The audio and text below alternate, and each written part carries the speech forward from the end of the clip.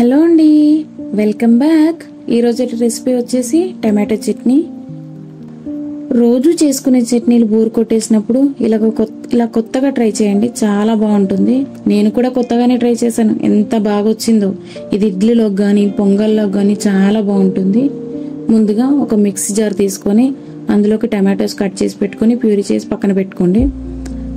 తర్వాత ఒక బాండి పొయ్యి మీద పెట్టుకొని అందులోకి నూనె వేసుకోవాలి. నూనె కాగాక ఆవాలు, జీలకర్ర, పోపు దినుసులు ఏవైతే ఉన్నాయో మినపప్పు, శనగపప్పు లాంటివి వేసుకొని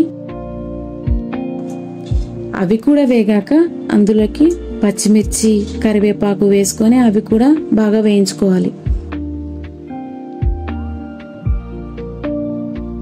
వేయించుకున్నాక అందులో ఎండుమిర్చి, రుచికి సరిపడా ఉప్పు ఇవి కూడా వేసుకొని ఎండుమిర్చి కూడా మంచిగా వేగేంత వరకు వేపుకున్నాక అందులో పసుపు కూడా వేసి పెట్టుకోవాలి. తర్వాత ఇంతకు ముందు మనం ప్యూరీ చేసి పెట్టుకున్న టమాటో ప్యూరీ ఏదైతే ఉందో అది పోపులో వేసుకొని మంచిగా కలుపుకొని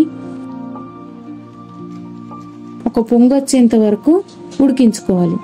ఉడికించుకున్న తర్వాత సరిపడా కారము, ధనియాల పొడి రెండు వేసుకొని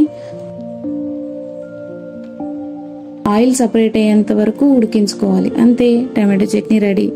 చాలా బాగుంది తెలుసా, మీరు కూడా ట్రై చేయండి.